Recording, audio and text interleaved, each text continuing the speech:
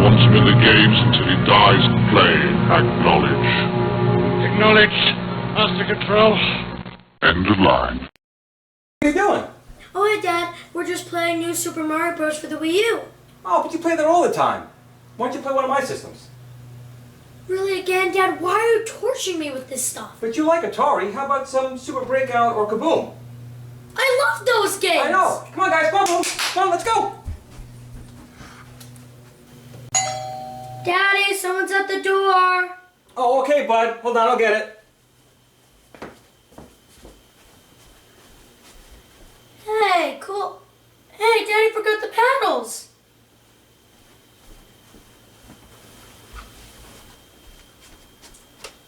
Oh, obviously I don't even know where to put them. Oh, there was no one at the door, buddy. It must have been, I don't know what that was. Hey, what are you doing with the paddles? I was trying to connect them. I didn't know how. Oh, bud, these are for the Atari 2600. This is the Atari 5200. You don't play Breakout or Kaboom with paddles. You use a joystick. A joystick? Yeah. But wait, it's an analog joystick. It's an analog joystick. You know, he makes a good point. You need a paddle for this. That gives me an idea.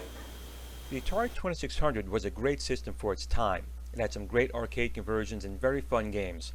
Very simple by today's standards, but even after all these years, it's still very fun to play. Atari even knew back then that certain games would require specialty controllers to control what's going on screen. Hence, initially, Atari included two separate types of controllers when you purchased the game system. First was the classic Atari joystick. You were able to move in 8 directions and 1 fire button. For games like Space Invaders, Asteroids, and the included combat, it was a great way to control the on-screen action. But other games, this was not going to cut it. So they also included a pair of paddle controllers. Now initially, again, very simple games were included for the Atari like Pong and Breakout, and later games like Kaboom were released, which really took advantage of the paddle. Now, the real advantage here is you're able to move in 2 directions. Usually it's left and right, but it could be up and down depending on the game. But with a potentiometer, you can move as quickly as you wanted to. Using a joystick to play Breakout or Kaboom would be pretty much impossible. And Atari knew that, hence they included a set of paddles.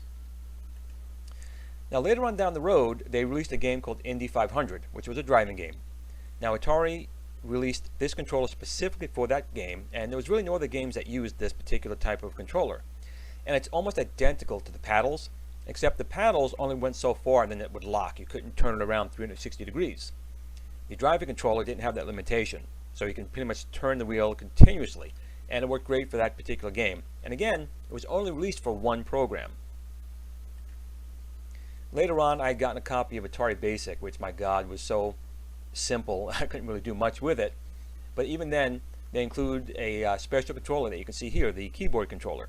You could put overlays on it, and it will give you specific commands to Basic. I think a couple of other programs did use this keyboard controller, but I only had Basic. But again, Atari knew they needed something to interface that program, hence they released the keyboard controller. Now they also made a trackball. Now nothing on the 2600 initially really took advantage of the speed of the trackball. There are some homebrew hacks for like Missile Command where you can hack it to use a real trackball. But again, they did release a trackball to give you that arcade feel. Now this here is the video touchpad that I only had for Star Raiders. Again, I'm not sure if they released it for any other game, but Star Raiders from the Atari 800 line translated pretty well down to the 2600, and it needed a way to get special functions like different viewing, shields on, and so forth. So they released the controller here that you see, which gave you the ability to, again, to put overlays on it for different functions. Even Track and Field came out with a special controller. So Atari back then really was releasing different ways to interface your game and have fun with it. Now back in 1979 came the Intellivision. And one of the things that they expressed about their system, other than having better graphics than the 2600, was that they had a keypad on there with overlays and a 16-position controller. Now, it wasn't a joystick, and to be quite honest, I was never a fan of this disc. I found it very hard to use. I found it was not very accurate, but it was something that was in the minds of gamers. Like, wow, Atari's only got 8-position joystick.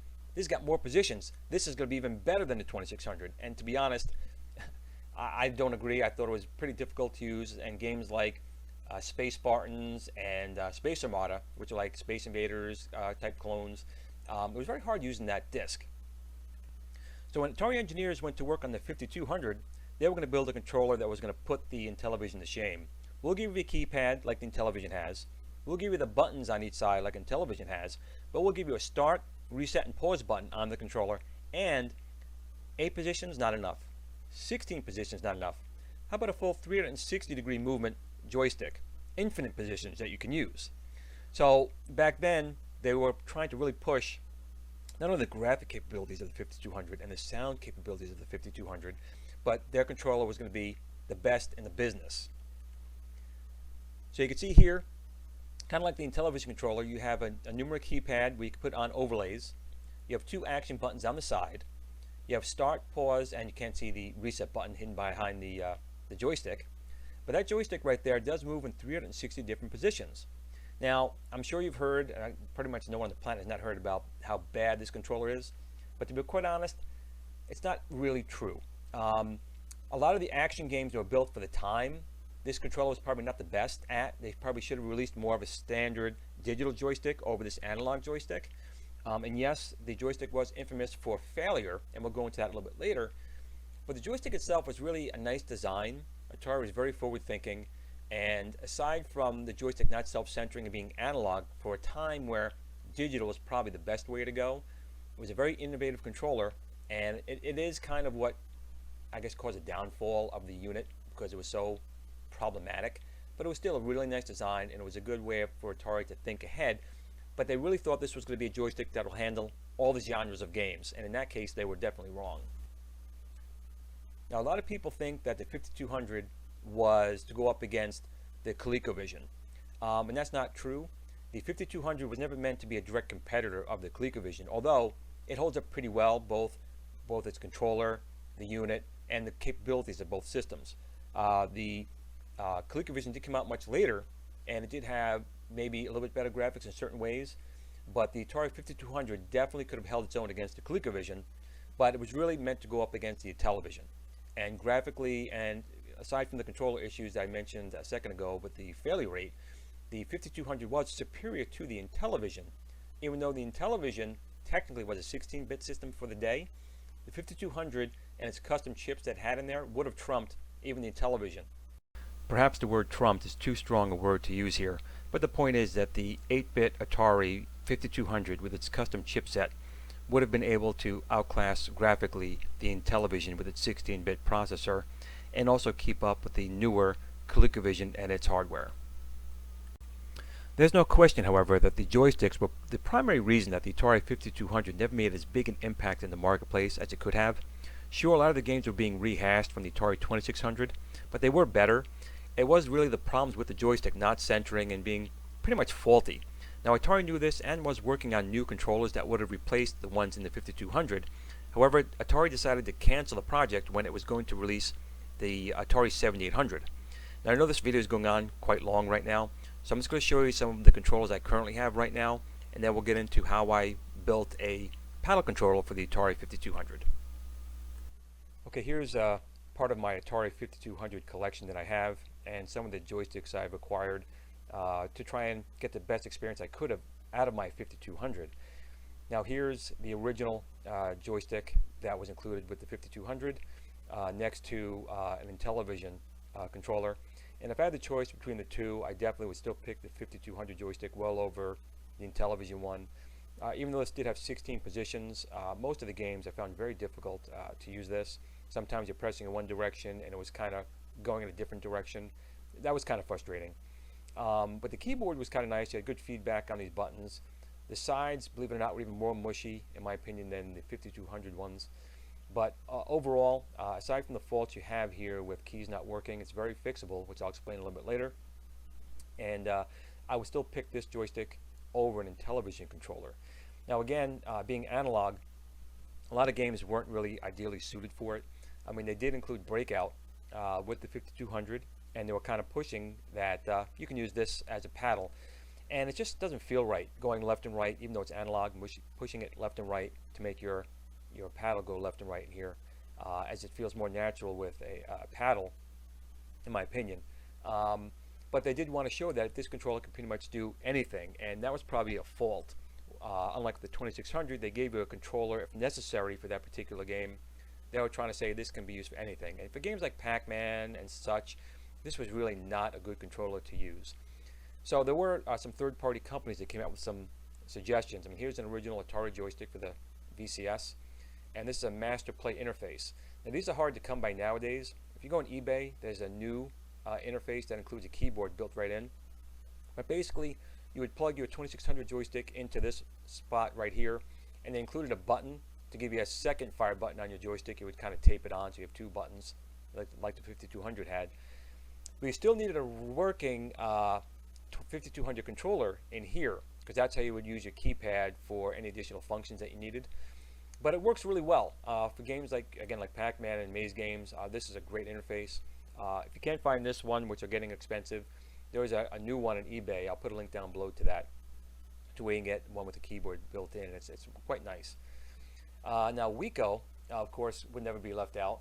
So this is their joystick. Now this was an analog stick like the 5200, but it was self-centering. You could turn it off. There's a switch here and a switch here that you can leave it so it spring back to center or not. I was never a fan of this particular shaft on the joystick. I don't know what they were thinking with it. I find it very uncomfortable. But they did include two fire buttons. Now this included a Y cable, so you could connect your 5200 joystick into it for the keyboard and use it.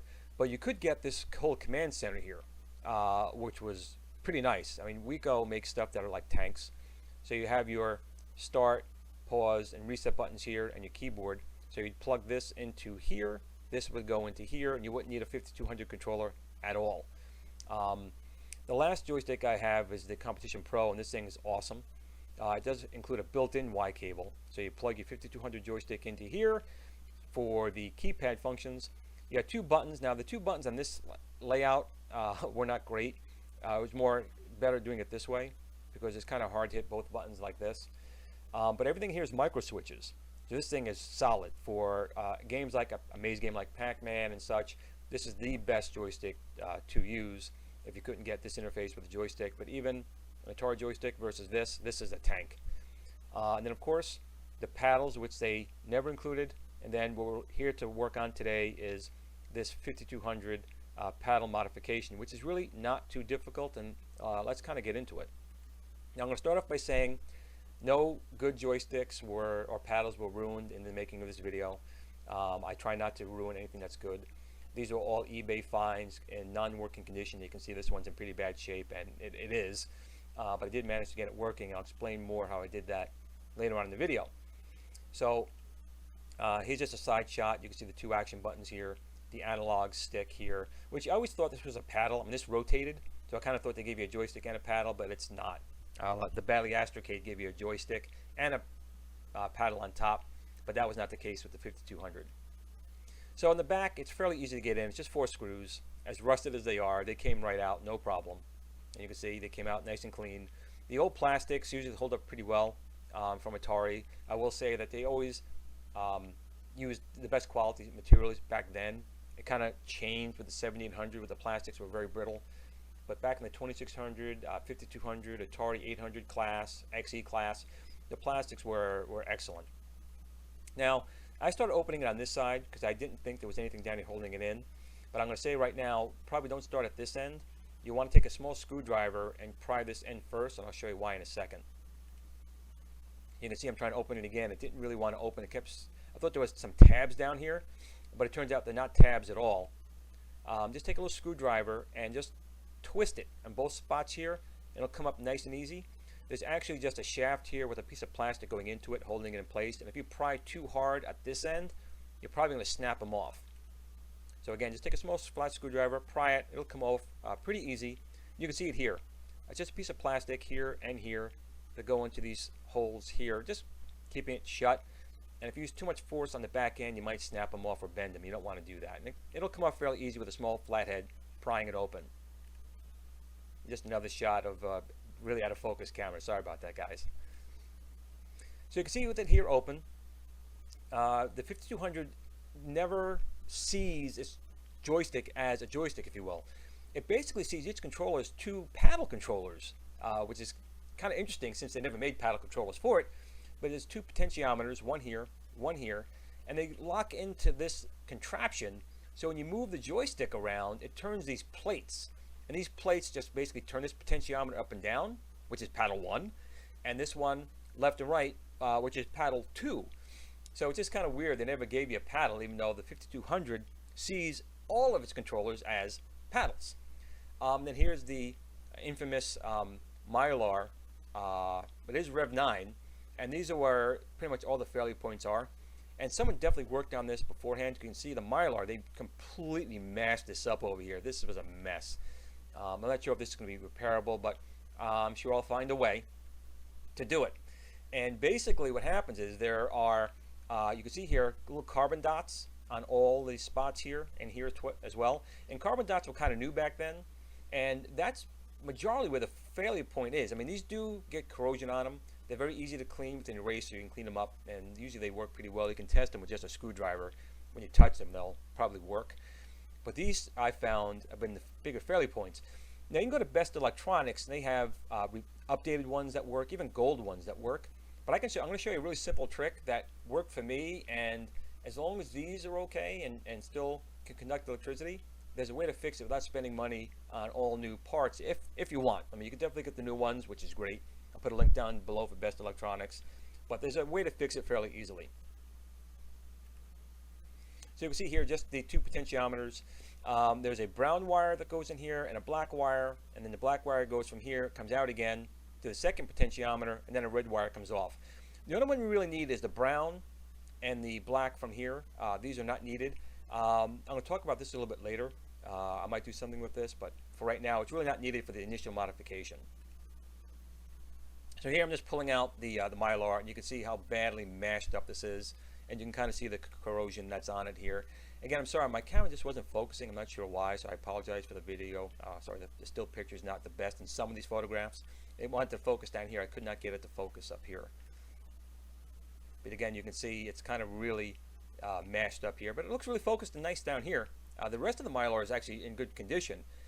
Even the start buttons are okay. It's just the initial two buttons here, which again are duplicated on this side. If I had to, I would actually cut this off, solder it onto here, and do a hack with this on here. But that's, again, another video, not for today.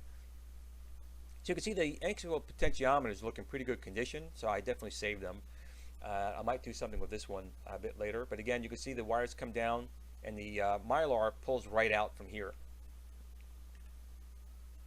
Just another shot, again, showing a brown wire going in here and the black wire coming out, continuing, and then the red back out. But again, we only need the brown and black for this particular video. So we're just pulling out the first potentiometer, and it's kind of nice. They weren't even soldered on. You just kind of pull these little tabs right off. Unfortunately, I did cut them off for the new modification, but it's just kind of nice. If you ever had to replace these, they pull off real easy. It's no soldering required. And comes off nice and clean, as you can see. And pulling out the second one as well. So that's it. So basically, once that's done, everything pulls out nice and easy, no soldering. And I just basically clean these with some Dove and washing it in the sink to clean all the plastics up. And here is the buttons here. Again, this is in good condition, but the little carbon dots on the bottom of this just really did not work very well. You can see here the carbon dots. These seem to be working here, but one down did not. But again, there's something we can do to fix that. I'll show you that later on in the video. Now, we need to pull this off. I've seen people just kind of rip it off and break it, but it's really not necessary. I just took basically a piece of paper and wrapped it around here, and you'll see in the next picture I took a pair of pliers to grab it. I didn't want to ruin this in case I ever need it again, so I just put paper around it so the pliers would not dig in and ruin the plastic. So I just took a pair of pliers, held on here, and I just basically pulled that off. It came off nice and easy. It basically slid right off. It's on the shaft here, but it came off no problem. And here's all the parts. That this goes into one of the potentiometers, that goes to the other potentiometer.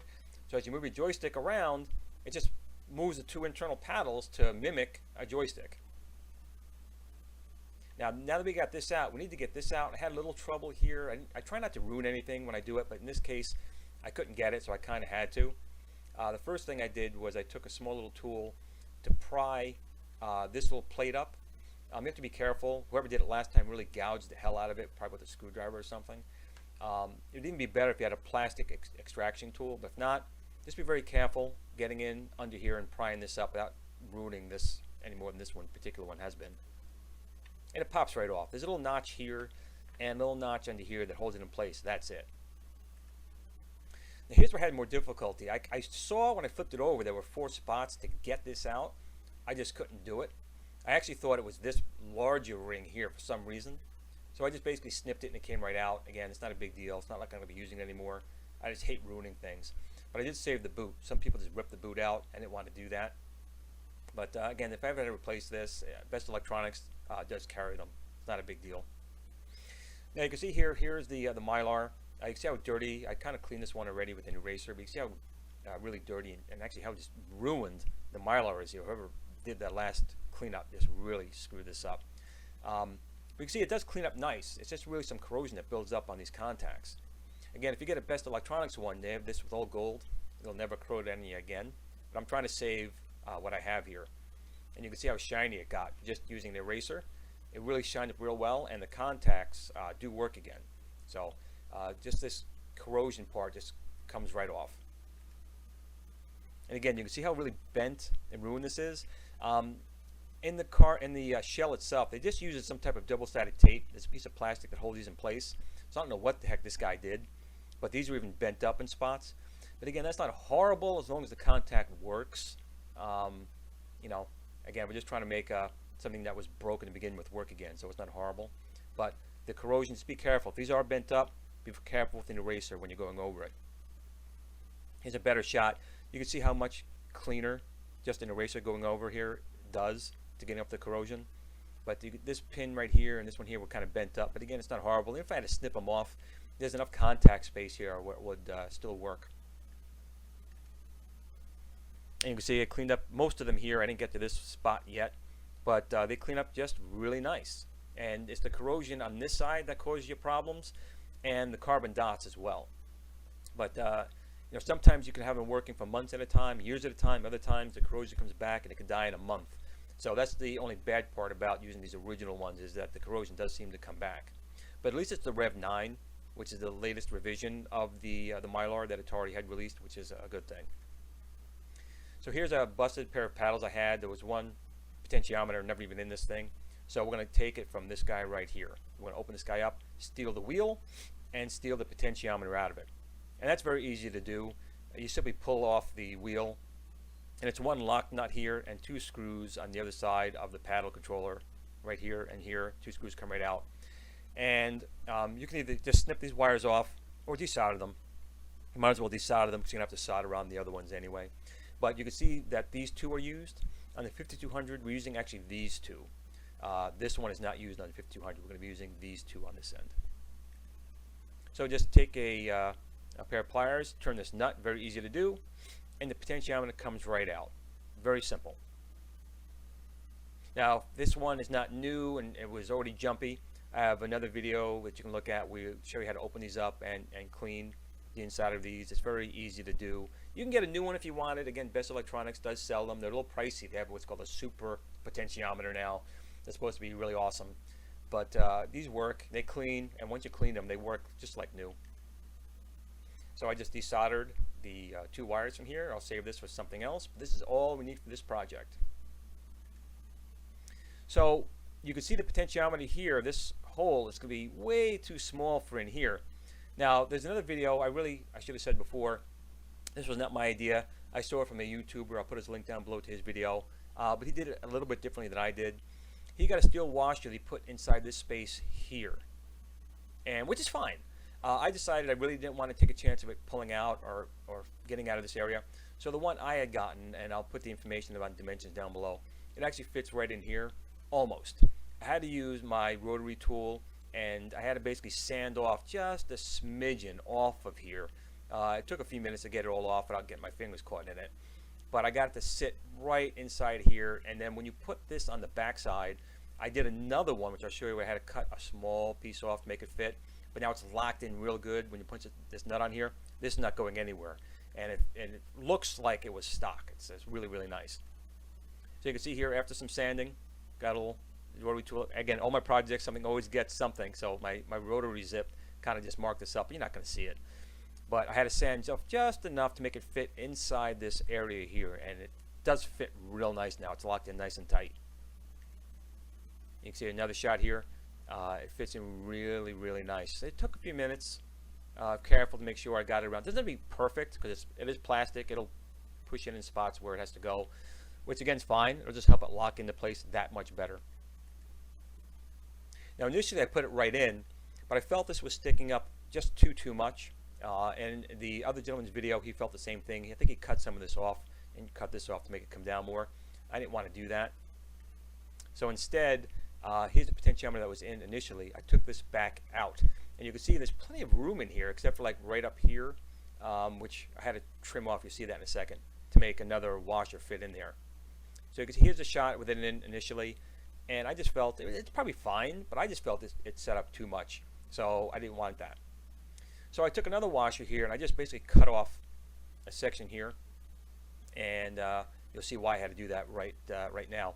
There's a piece of plastic here. I guess you could have cut this out, but I definitely did not want to change the plastics.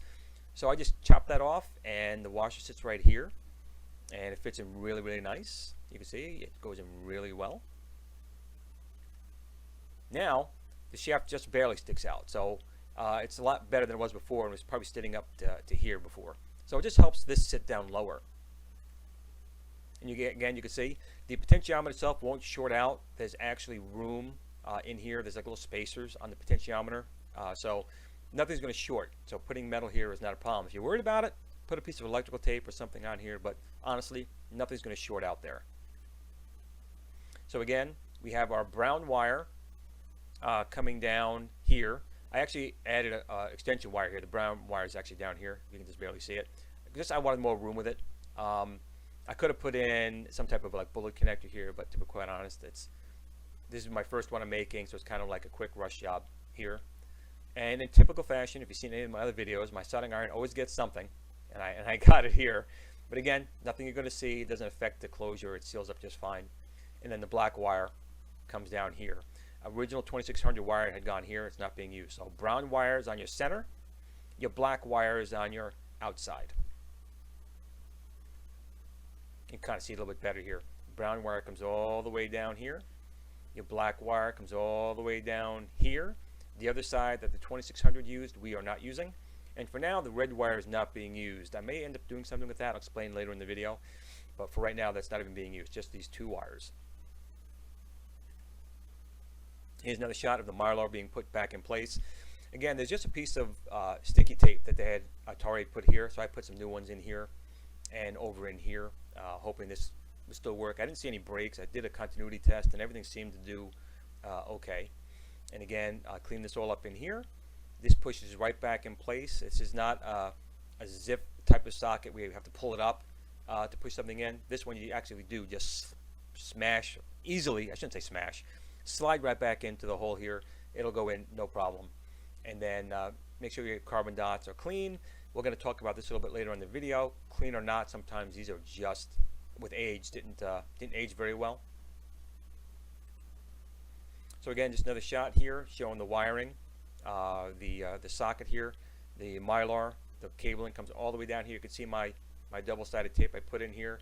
I tried to tension this up as best I could and push the buttons back in place. Now I'm going to do another video later on for pole position. Again, not my idea. It's the other gentleman's idea, which I'll just do a little bit better video hopefully on.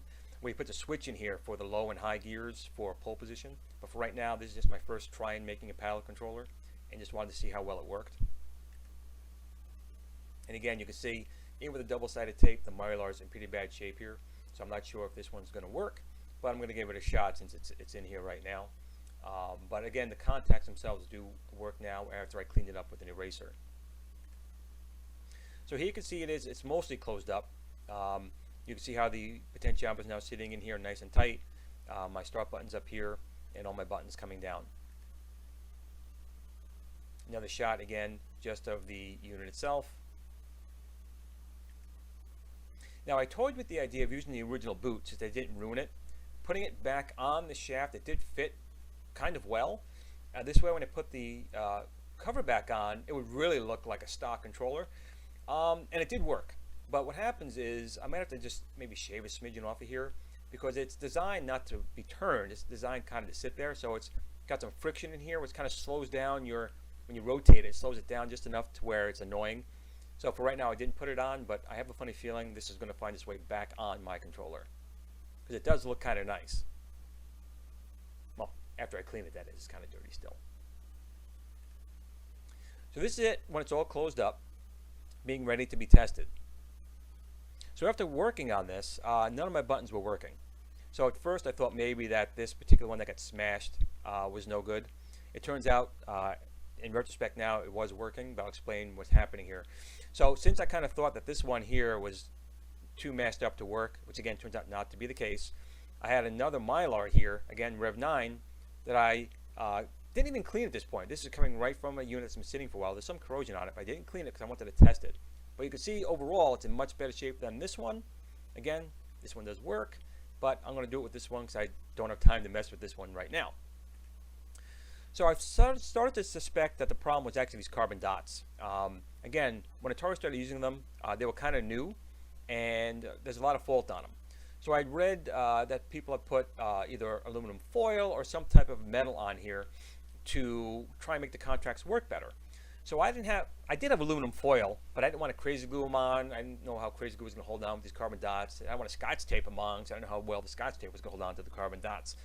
So I actually had some aluminum tape that you kind of use for house construction with working with, like duct work for your air conditioning. So I thought I'd give that a try.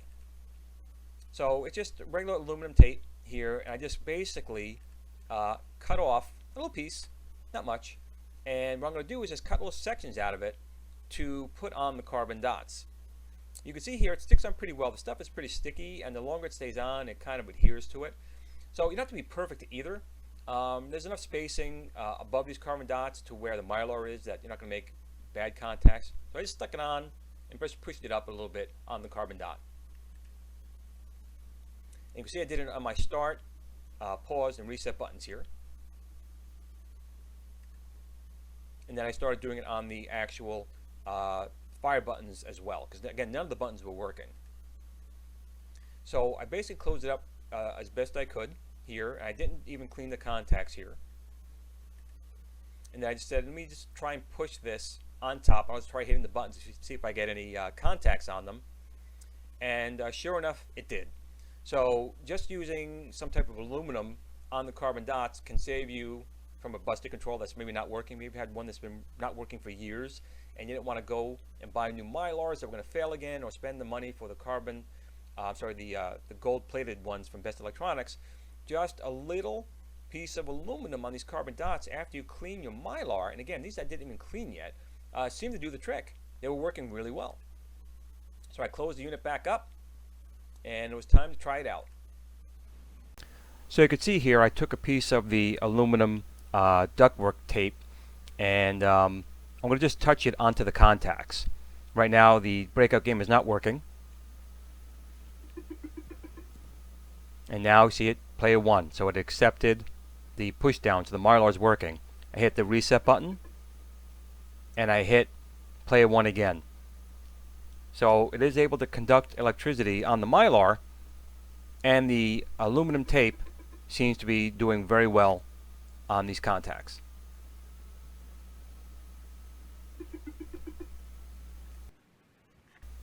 So now I'm going to take the original carbon dots that do not have any aluminum tape on it yet, and I'm going to press down on them. Nothing. So the problem is not the Mylar in this case, it is the carbon dots. Okay, now you can see here I took one piece of aluminum tape and put it down on just one of the contacts, the reset contact. I'm going to press it down on the contact on the Mylar. It reset, and let's see.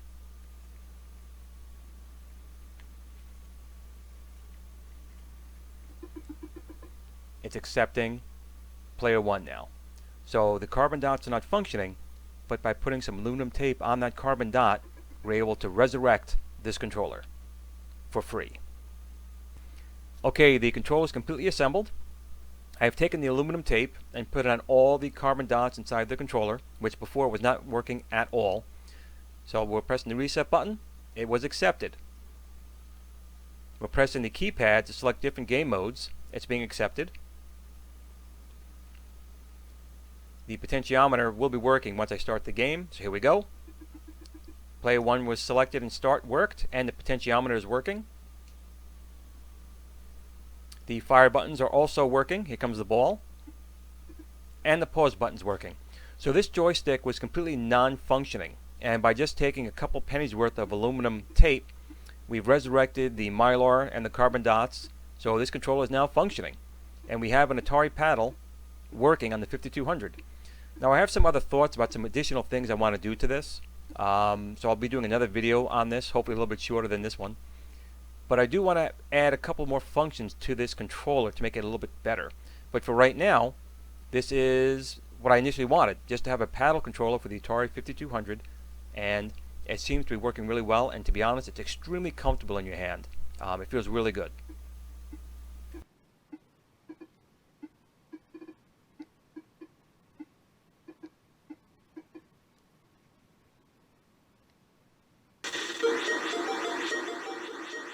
Okay, let's try a game that the paddle was designed for. Activision's Kaboom.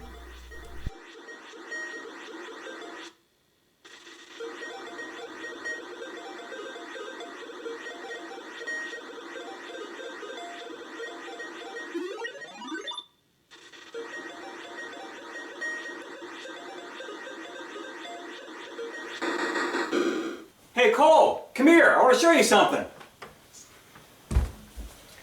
Yeah. You know what? You're right. You should be able to play this with a paddle. Try this. Okay. Let's pick a different game. When you're ready, press the start button. Okay.